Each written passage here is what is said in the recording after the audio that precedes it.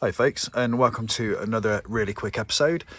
Today I'm just going to show you how to change the filters within the HEPA filter, which is located about there on the Tesla Model Y. It's become evident over the last few months and well maybe the last couple of years that changing the pollen filters just doesn't seem that necessary, because all the air that goes into the cabin of the Model Y goes through the HEPA. So if we just get the frunk open,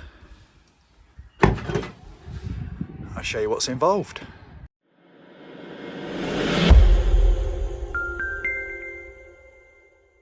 Please remember to check out our other videos and click on the subscribe button and click on the bell icon so you get notifications each time we upload another video. Okay folks, no need to power down or anything like that. Quite simply, just grab this bit of plastic at the side, just at the side here, give it a little pop and it will come up. And then doing this one-handed is quite difficult, and then pull that out and put that to one side. Looking at the front, you've got two M6 bolts or 10mm head bolts. Just gun them out. These do fill with water, so it's worth putting a little bit of silicone grease or white PTFE in the threads there, just to ease them going back in, and meaning that you'll be able to get them out again next time. And then under the cover here, you've got two there. Gun them out as well and take those and put them to one side. You've also got a little pressed stud here, so just put your finger under there and one above it and pop that out, and then give it a wiggle, and then just freeze that up. Take out your cover, and then if you just look down to the front, you'll see this panel here.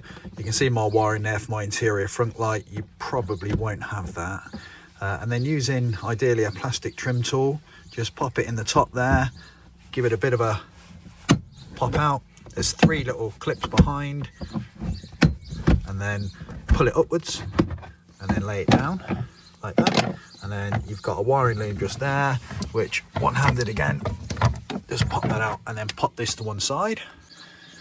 Just drop that wiring into the hole, remembering that it's there because you'll need to put that back on for the reverse. And then this whole frunk will just lift out. I'm going to try and do this one-handed. Oh, and out it comes.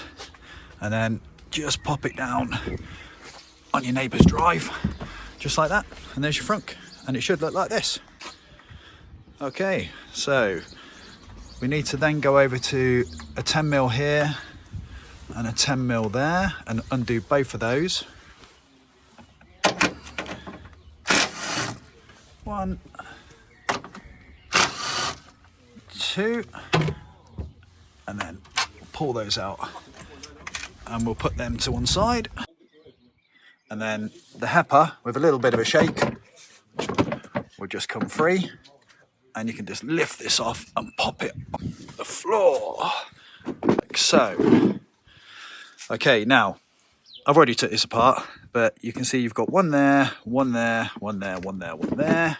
And if you pull back this cover here, you can see 1, 2, 3, 4, and then one tucked at the corner. If you take all of those out, then the top of the HEPA will just pop off like this, and that will reveal where all the dirt is being collected. Now there's two parts to the filter. There's the two pre-filters. These are quite substantial, heavy carbon layered filters. And then underneath you've got the secondary filters. Now these are held in by a rubber seal here, so they're really tight fit. So you have to get your finger sort of underneath and give them a real tug out like this. Again, it's quite difficult with one hand, and that shows you this. Now this is pretty much the standard material that you would have seen in the Model X and the Model Y, which also have really good HEPA systems. So pop that down there and then try and do the same again. Oh, it's tight. And that's it. And then take your new ones. So here's our pre, 2 of, and here's our secondary, 2 of. So I'm going to take them out of the cellophane now. I'm going to pop them in and put it back together. Something to be aware of there is an airflow direction on both of the pre-filters. So make sure you get them the right way up. There's also an airflow direction on the secondaries, but obviously that only goes in one way. So just give them a little squeeze in. Oh, it's a good fit. So it's that. And then let's put our pre-filters in. Beautiful, easy as that. So popping the lid back on, you'll see there is a locating lug just there, so you can only put this on one way, it doesn't go on the wrong way up. And then we'll just pop these taut screws back in around there, just re-secure it. You don't have to go mad with these, folks, they're straight into plastic, so that's plenty enough. Even probably that's a little bit too much, so just go around and do them all at once. The gun makes it sound like I'm doing these really tight, but I'm barely putting anything on them.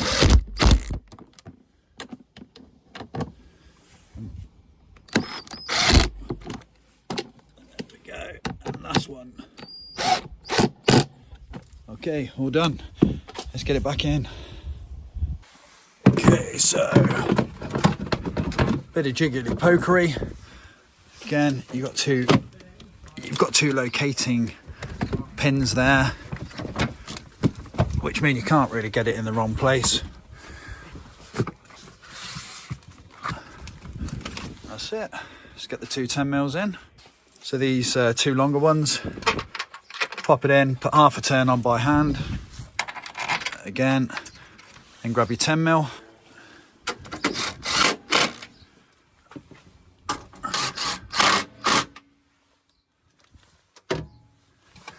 Give that little wobble, that's nice and tight, and that seals underneath on the air intake. So you need to just, when you put it down, just give it a little shake and you'll feel it gently push in. So just make sure you don't pinch the seal that's underneath. Top tip here, folks, is before you put this back in, just pull this bit of wire in and just stick it behind the front latch somewhere. You don't want to be fishing around for this when the frunk's in place, so just rest in there. When you put the frunk in, you'll be able to put your hand through and grab it. So just like that. Okay, one-handed again. In it goes. Line it up best you can. These line up really well. Just there, and then fish around for this wire that you popped in and just lay that inside. Remembering what I said there, this is a bit of steel wire rope spray just to keep them threads nice and lubricated. For anybody interested, get this off of Amazon. It's fantastic stuff. Really good for lubrication, quietening down noises. Sort of, you can do window runners with it. I wouldn't put it on a door check strap because it tends to make them creak, but you can put them on door hinges, noisy hinges. That works as well. Okay, so I've just done them half a turn by hand. Again, you don't have to go mad with these,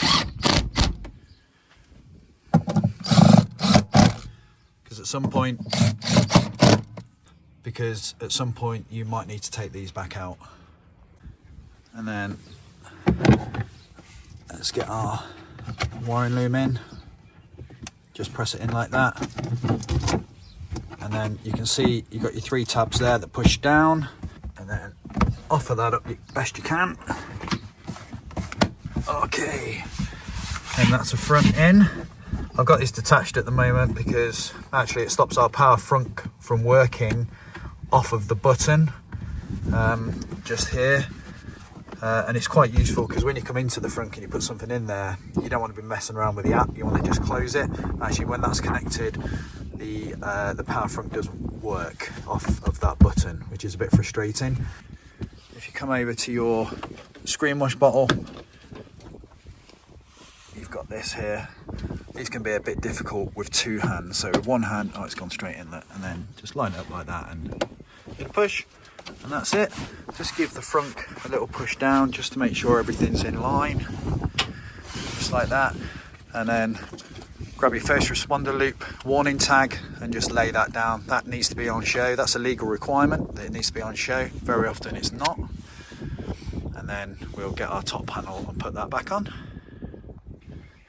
And then lay that gently over the top.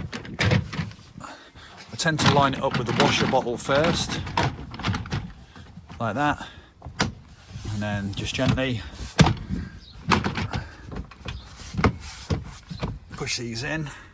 It can be a bit tricky, but they do line up.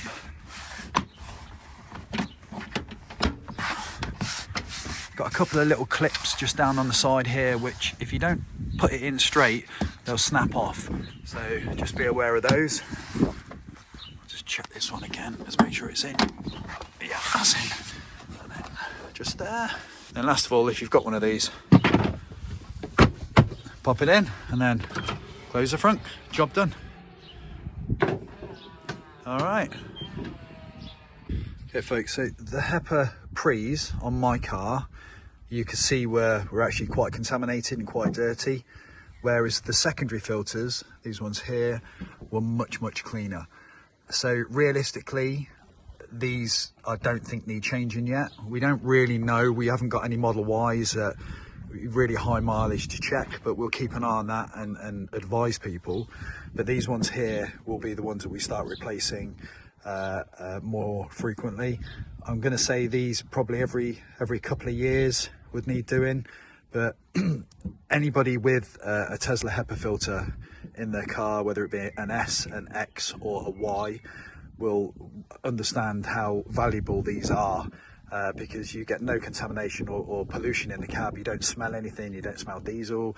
I mean, you don't smell cow spreading, muck spreading, sorry, on fields. You'll get out of the car and then you'll smell something that these have protected you from. So these really are worth keeping on top of. So yeah, definitely the pre's. Secondaries, I think we can leave them for a while.